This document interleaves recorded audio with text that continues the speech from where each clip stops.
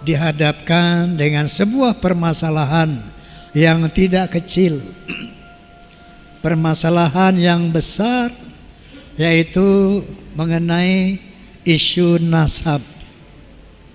Ini nasab ini berkaitan dengan nasib ini. Ya. Isu nasab ini pertama muncul dengan adanya tesis Kiai Haji Imaduddin Utsman Al-Bantani. Kenapa beliau mengadakan penelitian sejarah tentang kebenaran zuriyah Nabi yang ada di Indonesia? Beliau terpanggil karena melihat arogansi oknum habaib yang tidak sesuai dengan akhlak Nabi Shallallahu Alaihi Wasallam. Misalnya saja yang marak kita dengar di media sosial bahwa seorang habib yang bodoh itu lebih mulia daripada 70 ulama yang alim.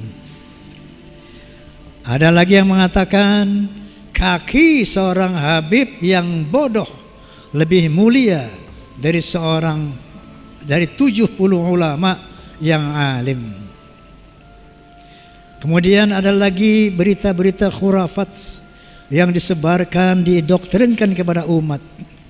Misalnya saja yang sesungguhnya ini merendahkan Rasulullah Sallallahu Alaihi Wasallam, bahwa mereka mengatakan leluhur mereka Imam Fatih Al-Muqaddam itu mi'raj 70 kali satu malam. Tiap malam mi'raj 70 kali satu malam menghadap Allah Subhanahu wa taala. Artinya ini merendahkan Nabi kita Muhammad sallallahu alaihi wasallam, karena Nabi kita Muhammad sallallahu alaihi wasallam seumur hidup cuma satu kali mi'raj. Banyak lagi cerita-cerita khurafat bahwa hanya dengan sehelai kertas seorang ahli maksiat, kalau bawa ini kertas surat dari seorang habib, kasih tahu sama munkar wa nakir, ini surat dari Habib Fulan, insya Allah nanti kalau ditanya jangan jawab, kasih aja surat gue, masuk surga tanpa hisab. Banyak lagi hurafat-hurafat yang membuat umat Islam khususnya para ulama berpikir, merenung, apakah iya. Assalamualaikum warahmatullahi wabarakatuh. Bismillahirrahmanirrahim. Alhamdulillah, assalatu wassalamu ala rasulillah Muhammad ibn Abdillah wa ala alihi wa sahbihi wa mawalah, amma ba'du. Ikhwatal iman dimanapun anda berada, semoga Allah tetap memberikan perlindungan dan kesehatan kepada kita semua, amin Allahumma amin. Dan syukran katsir, jazakumullah khair telah mengikuti channel kami Fabil TV. Ikhwatal iman yang dirahmati oleh Allah Subhanahu wa taala, mari kita simak bersama statement dari Bang Haji Rhoma Irama yang menjelaskan masalah nasab. Sang Raja Dangdut yang kita kenal sebagai pembuat lagu dan penyanyi legendaris di sini membahas tentang nasab. Mohon maaf ini ya, Bang Haji ini faham betul apa tidak tentang nasab? Mari kita simak sesuai dengan referensi kitabnya atau cuma katanya dan saya mendengar dari ini dari itu. Mari kita simak penjelasan dari beliau, Bang Haji Rhoma Irama, sang Raja Dangdut. Maka muncullah penelitian dilakukan oleh Kiai Haji Imaduddin Utsman Al-Bantani, membuat tesis melalui mengadakan penelitian. Beliau meninjau sejarah secara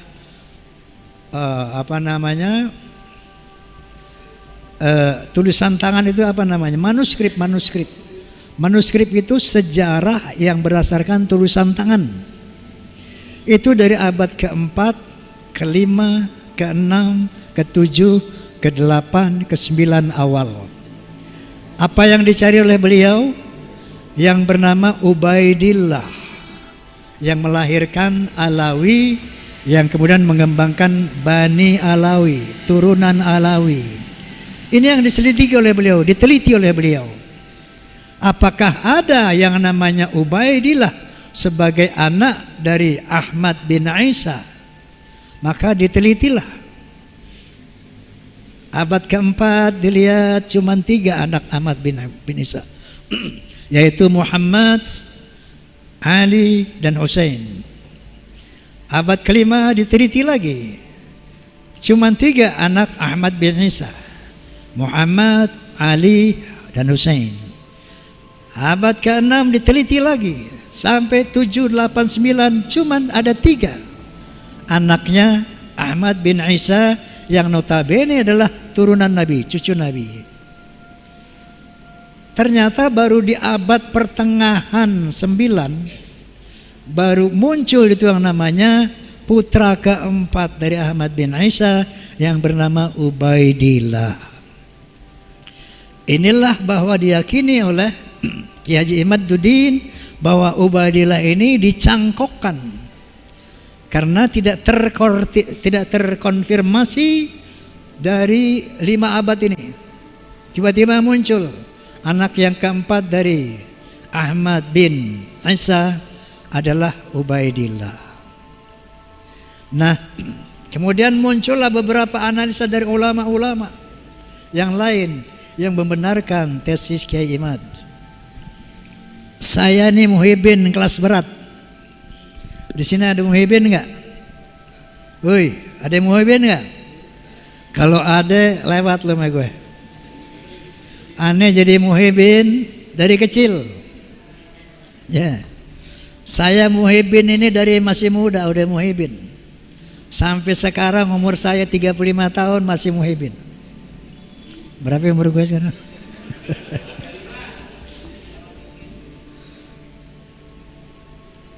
Jadi kalau bicara muhibin lu nggak lawan gue.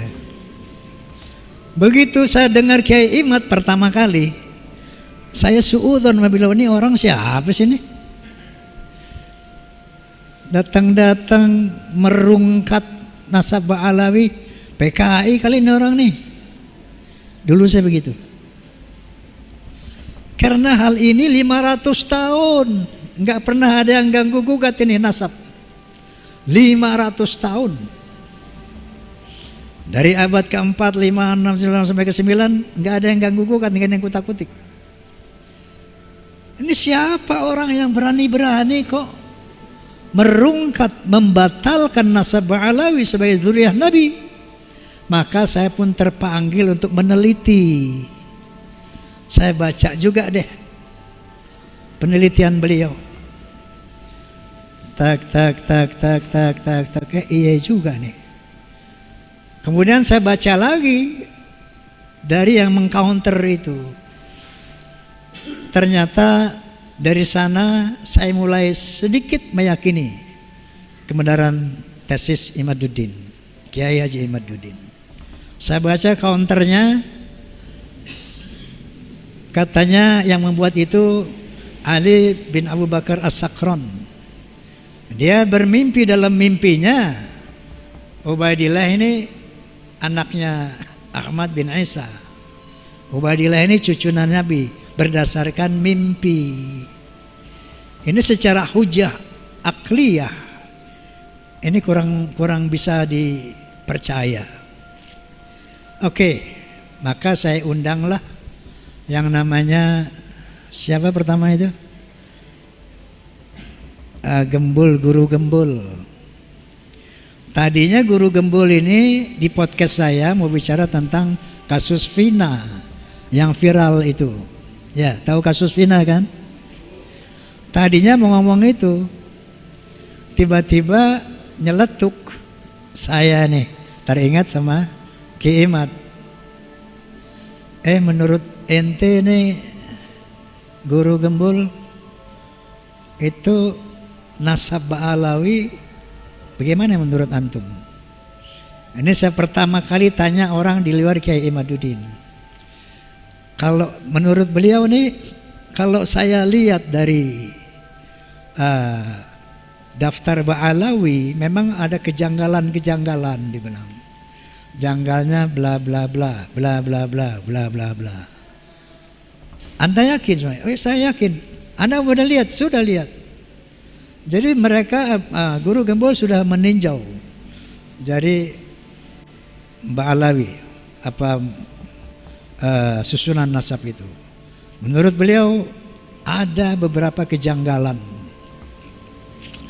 Dari sana saya tertarik untuk saya ditelepon Habib Rizik.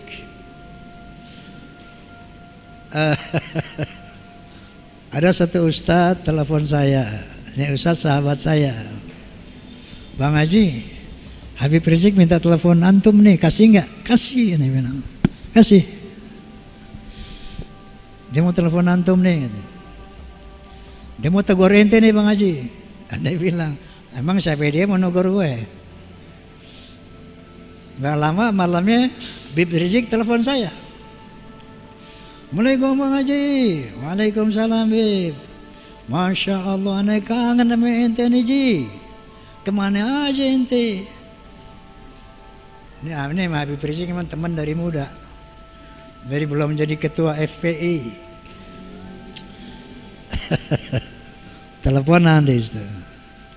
Ji, ente hati-hati Ji. Ini para Ba'alawi ini semua cinta antum. Dia bilang sama, Anda juga cinta Ba'alawi. Cinta baik. Coba hati-hati ente jangan terjebak sama orang-orang jahat. Habib Rizik pesannya gitu. Jangan terjebak sama orang jahat. Nah, coba itu ente undang tuh Gus Romel. Dia bisa mengcounter tuh Imaduddin. Baik, sebelum ente minta Habib, ane udah jadalkan tuh Gus Romel. Besok dia podcast sama ane. Seperti itu. Dan selanjutnya maka sampai podcast terakhir setelah dengan Romel baru saya undang Ki Haji Imaduddin. Setelah itu saya undang pimpinan Rabi'atul Alawiyah, yaitu Habib Taufik Assegaf. Sayangnya beliau bersurat kepada saya nggak siap datang. Kemudian saya undang ahli genetika Dr. Sugeng Sugiharto. Saya undang ahli filologi Profesor Menahem Ali. Saya undang ahli sejarah Profesor Anhar Gonggong yang baru kemarin. Udah lihat belum ente? Oi. Nah kemudian insya Allah besok, Jumat besok, saya undang Profesor, maksudnya Kiai, wakil dari Wali Songo, turunan Wali Songo, Gus Abbas dari Cirebon, Buntet. Dan insya Allah saya akan undang Habib Rizik Syihab. Akan saya undang juga yang namanya Habib Lutfi Pekalongan. Untuk apa? Untuk berdiskusi melihat yang mana yang benar, yang mana yang salah. Siapa yang benar, siapa yang salah. Karena ini sudah masalah umat, masalah bangsa. Ya, ini dulu ya video dari Bang Haji Roma Irama. Poin pertama dari Al-Fakir, Bang Haji, saya ingat masa mudanya Anda dulu.